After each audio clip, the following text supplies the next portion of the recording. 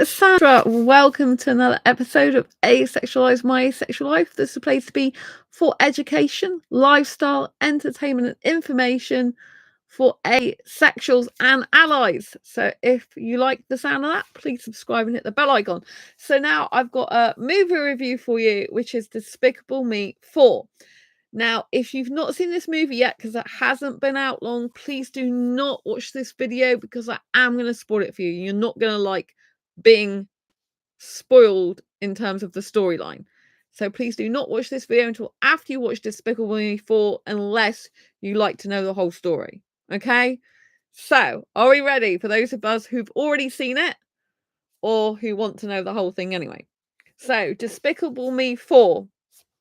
I love Despicable Me movies. I love the Minions.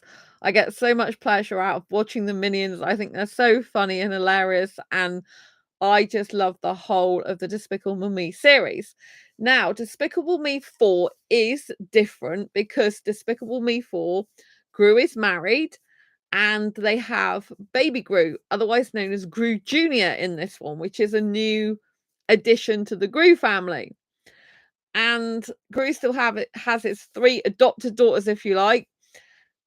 And so in this movie, it's different from the other ones in the sense that Gru is more of how can I put it? Meant to be a stereotypical good husband. So what happens is Maxine Lamar at the beginning of the movie is seen with Gru, and Maxine Lamar is getting this award, a trophy. And Gru interrupts their moment of fame and glory, and Maxine Lamar ends up being arrested, put into a prison because Maxine Lamar turns into a cockroach, a massive cockroach, which is quite good special effects. I like that a lot. And he's basically gone mad. So Gru ends up getting these people in, like law enforcement, to take him away. And so Maxine Lamar is really peed off with Gru. Gru like has the limelight, and he takes revenge on Gru. And he escapes from prison. And Gru has to take his wife, his 3 children, female children, adopted daughters, and also Gru Jr., and they have to go to a safe house. So this is very different storyline. So Gru, for a proportion of the movie, is trying to be something he's not. Instead of being a villain, he's trying to blend in with society, but to the point of extremism, where he's meant to be wearing this pink top and doing tennis, I think it is, and other things, and trying to get on with the neighbours who are very, very posh and but stuck up. And there's some interesting moments, but there's a lot of funny moments as well in this movie. I really liked the movie. The bit I didn't like so much was the fact that they did a time when Gru wasn't really being a villain, because I like to see him as a villain. I know that sounds weird, but he's best as a villain, isn't he? And so when he's trying to be normal and not a villain, it seems really out of character for him. Drew Jr.'s got Drew's nose, and Drew Jr. prefers Drew's wife to him throughout a lot of the movie, but not towards the end. Things change towards the end. So he's all about driving Drew up the wall, putting ice cream in his face, this type of thing, and playing up for his dad. And so they go to this safe house. They have to blend in with the neighbours and pretend to be something they're not. And there's some funny scenes where Gru's wife goes to a hairdresser's because they have to assume a false identity. So she's meant to be a hairdresser. She goes to this hairdressing salon and they give her this person's hair to do. And she puts this stuff in the person's hair. And instead of it being colour, it's like a glue. And it burns and fizzles and ends up taking some of this woman's hair off. So she ends up like with a bald patch. And in the end, kind of like the whole place goes on fire, from what I remember. And so they all have to evacuate. And later on, there's a really funny scene where Drew's wife and the kids go shopping. At least 2 of the kids go shopping with her anyway. I'm trying to think. how many kids? Yeah, I think it's 2 out of the 3 kids go with her. And this woman spots her in the supermarket and tries to come after her. So there's a really funny scene where Gru's wife is like putting all the stuff in the shopping trolley. First of all, she's trying to like not let this woman see her because this woman's really angry. She's like, "Oh, you're fake." And then she's literally picking stuff up off the aisles with the kids and having to fly through the supermarket with her shopping trolley while this woman, who's more like an angry Rottweiler by now, is chasing her out the store and trying to grab hold of her. And she ends up like going through the checkout, giving notes to the person like for the food, and then quickly putting everything in car boot and speeding off. It's really, really funny. But something else I really loved in this movie, is they do separate the minions from Gru and his wife, apart from like 3 of them, I think there is. So they get to keep, so Gru and his wife, along with the 3 kids, get to keep 3 minions with them. And I'm trying to think, is it 2 or 3? I'm pretty sure it's 3 minions with them.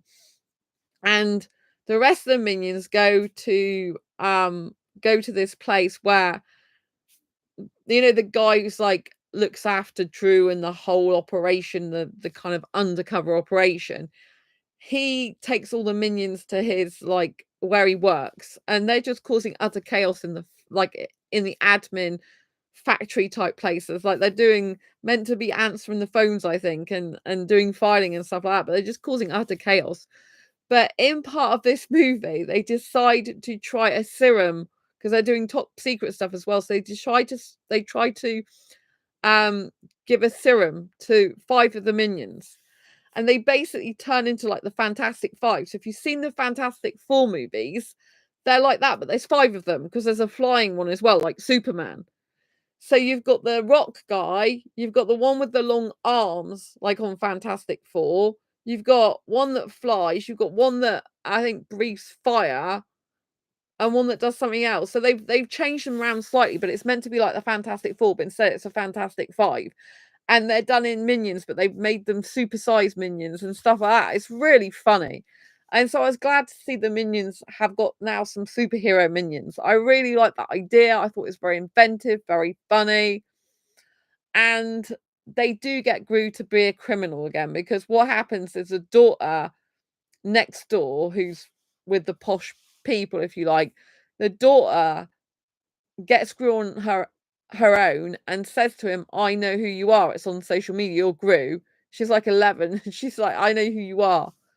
And she blackmails him into doing a heist with her. So to keep his cover, because she said, "I'm a criminal like you, and I love doing this type of thing, but I want to do this heist and you're gonna help me." And he's like, "No, I can't. I got the baby." She's like, "You're gonna help me." So that's how he shows he's a villain still, and he ends up doing this heist with her, which has very funny dire consequences. And he takes baby Gru with him, and Maxine Lamar finds out, because he does this, Maxine Lamar ends up finding out where Gru is. And then baby Gru ends up being converted into a cockroach by Maxine Lamar. And it's quite a sad scene where you see Drew at the edge of like a hanging onto like a pole from a building, and you don't know if he's going to drop to his death or not, or if the baby Gru is going to save him. So that was quite a bit upsetting, that little bit of scene there. But did they make it or not? Shall I keep you in suspense for that? Shall I tell you what the ending is or not? But anyway, so it's quite a good plot. I think the story's very interesting. I think it's different to his other films. I think sometimes it's a little bit disappointing in the beginning when he's not doing evil things and he's just trying to be normal and boring. It really is a bit like, "Oh my gosh, I'm not used to seeing Gru like this. Please do something. Come on, you're an evil villain. Why are you in a safe house? Why are you hiding your family? You're meant to be sticking up to Maxine Lamar." And I found that very frustrating. It's like, you're an evil villain. You don't need to be worried about Maxine Lamar because your wife's like tough as well. Your whole family's tough. So why don't you just toughen up and stick up to Maxine Lamar and not care what people think. Why do you need to hide your family? Because you're strong and powerful. You've always been strong and powerful. But in this particular movie, you see Drew is a lot more weaker in the beginning. You wouldn't usually see Drew like this. It's like Drew is kind of turned a corner because he's a family man now, and he's changed in that sense. And he puts his wife and kids and the baby before anything else, which I suppose is a really good thing. It's like a healthy relationship in that way. But also, we know Drew is a serial villain, and so is his family basically entangled in that. And so, although he's doing that, you get frustrated from a viewer point of view, or I certainly did, of like, why don't you just like sort Maxine Lamar out? Why are you hiding in a safe house? You're much better to just go and fight him because you've always fought him before. The ending is quite strange, actually. I don't know if I should tell you the ending, but it ends up with 2 people in prison. And I think that's all I should say, so I don't blow the whole thing. But the ending's very, very interesting. So, yes, very interesting. Well, it ends up with more than 2 people in prison, but from this particular episode, 2 people end up in prison. But then it ends up with other people in the prison that you might have seen before in other episodes, other movies of Despicable Me. So it's very interesting. The ending's very good, actually, in lots of ways, even if it is a bit weird. I don't know if you feel disappointed in the ending or if you feel like that's weird, but it's good and the song they sing is really good, or if you think it's a bit of a cop out. I'd love to hear your views when you do watch Despicable Me 4. I don't think I should tell you the ending. I think I should let you watch it. But I think overall the film was really good. I would definitely go and watch it again. I loved it that much that I would watch it again. I found it so funny. I think it's one of the most funniest Despicable Me's. I found it hilarious. I just wanted to crack up the whole time. I found it so funny. There was a lot of funny moments in it, especially the minions, but there was a lot of funny bits in general. I thought it was really, really funny. It's one of the funniest animated films I've seen in a while, and I really, really liked it. So if you like fun, if you like funny, if you love the minions, if you want to see Gru in a little bit of a different scenario than you usually see him from part of the film, then yeah, I think it's definitely one to watch, and I would go and watch it again. Like if it comes on Kids Club, because I didn't watch it on Kids Club, I paid full price, although the Odeon does some really good super saver deals for people who are members online, which I got to see it for just £5, so it was amazing. But they probably will. I was going to say they do have Kids Club, and they will probably have it on that at some point in the future, where you can pay like £2.50 or £2.75 to go and watch it. I probably would go and watch it again because that's how much I loved it. So I really did enjoy the film. I thought it was really, really funny, and it's quite action packed later on. Not so much the beginning, I don't think, but later on it gets quite action packed, and some things you don't quite expect, I think. So yeah, I would definitely recommend going seeing it. There is no sex in this movie. I do like Gru's relationship with his wife. I think it's very caring and loving. I like the way he takes care of the girls. And with Junior, they've got a difficult relationship for quite a lot of the film, but I think the film overall is good. It's really weird how Drew came from a dysfunctional background, but actually he's making his family quite functional, I think. I think he genuinely cares about his daughters. He genuinely cares about his wife and his newborn Junior, and it really shows. And so I like that about the movie. I like how Drew has progressed as a person from being this really evil guy who's quite into himself and self-centered to actually still being Gru as much as possible at his finest, but also, having a loving, caring, committed family and relationship. I think it's good that they have injected this into the movie, if you like what would happen if a superhero villain, if you like, I call him a superhero villain, but what would happen if a villain actually ended up having a loving, caring relationship? Because his wife is really lovely, isn't she? She's got a lovely personality, even though she can kick butt. So I think it's very good that they've taken what was a mean, kind of self-centered, very selfish Gru, who obviously did have a lot of trauma as a kid from being bullied and stuff, and they've turned him into being a nice guy, a much nicer guy to be around, a much nicer guy who's kind and caring about his family, who's not really self-centered like he used to be. And I think that is good for kids especially to see that, and lots of other people, it sends a good message that you can change your ways. That even if you've gone through trauma and bullying in life, you can mend your ways. You can know good from bad, you can know evil, you can from right, you can know from right and wrong, you can know the differences between right and wrong, I should say. You can tell the difference between evil and love. You can really still turn a corner and become your best self, and actually realize that life doesn't have to be just all bullying and shame and loneliness and hatred and selfishness. If you have the right people around you who genuinely care about you, the kids love him, his wife loves him, and even baby Gru in the end loves him, you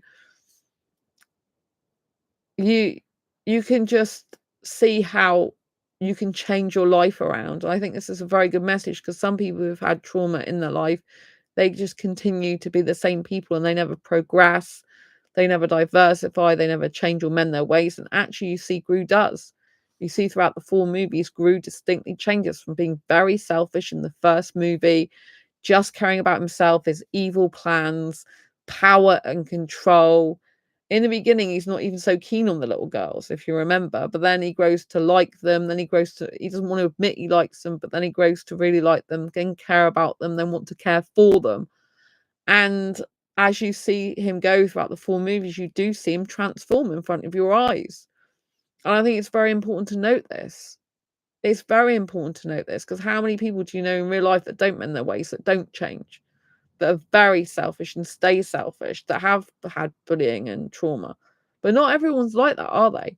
Some people have bullying and trauma and a lot of difficulties in childhood, but they still end up being good people who genuinely care about people and other people, who love other people, who feel for other people, who really want the best for others, and who really want to make a difference in the world in a good way, and who really do genuinely care and love other people. I think this is important. I think it's very good to see the transitions that Gru has made throughout the time of the movies. I love the minions. I think it's interesting to see the minions. When I went to see this movie, it was subtitled, and I didn't realise until I got in there that it was a subtitled one. So I kind of had to ignore that in the end. But it's quite funny because the subtitles are on the minions as well. It's like, oh, they're speaking minionese. I didn't even know that's what they called it, minionese. So that added quite a lot more fun to the movie when they say, oh, they were saying the names of the minions, which sometimes I can't make out. And they were saying, oh, blah, blah, blah, like Bob's speaking minionese now. Or they were saying stuff about what the characters were doing. In the beginning of the movie, there's a song playing with Drew going in a car. And you got all the words on the screen in the audio, audio description version. And so I was able to hear the words. And then I thought it was like part of the movie. And I didn't realize until a little while in after that, oh, I must have gone to an audio transcription version of it where they've got the words on the screen. And I realized, yes, that's what I got.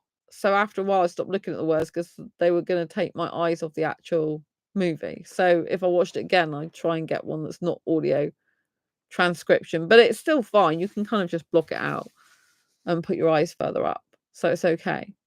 Anyway, I would highly recommend going to see Despicable Me 4. I thought it was hilarious. Really good movie. I definitely enjoyed it. I'd love to see it again. No sex. Not really much romance at all. It's just genuine, good, solid relationship foundations. I think a lot of aromantic asexuals will like this movie as well. Those who lack romantic attraction, because it's not really that romantic. It's more deepest, best kind of like teammateship between him and his wife, and the whole family. And I think that's important. It's an important foundation for any healthy relationship. But it's really interesting, isn't it, how he's gone from being a kind of evil villain who's very selfish to actually being a person who's being a healthy teammate to his wife and children. So yeah. Anyway, what do you think of the movie? I'd love to know your thoughts. Don't forget to subscribe and hit the bell icon. Thumbs up if you like it. And post in the comments what you thought of the movie if you'd seen it. I can't wait to hear what you think of it and what you think of the ending. Don't forget to let me know. Until next time, stay ace. I'll see you soon in the next video live stream. And don't forget, if you like superhero movies, go and grab a copy of Fibromyalgia Self-Help Handbook on Amazon. This is my personal autobiographical self-help handbook that can help you reduce pain in 25 aspects of your life, even if you don't have fibromyalgia. And it's told in a superhero style. So you see, that's me, my Ace Fibro Girl costume. Oh, I'm moving over there with the camera there. Yeah, if you can see it. Right. acefibrogirl.com, you can see it as well. So yeah, really good book. I'm chucking it at the keyboard. And yeah, how to have less pain, more energy, and feel happier like a superhero rock star. Like I said, it's autobiographical. So if you like autobiographical kind of memoir, self-help books, you're going to love this book. It's like a personal development book in disguise. So go and grab a copy on Amazon. And I'll see you soon in the next video live stream. Lots of love. Take care. See you soon. Don't forget, grab a copy of Diary Confessions and Asexual Perspectives as well, bestsellers. Also on Amazon. See you soon. Lots of love. Subscribe and hit the bell icon, like I said. Bye.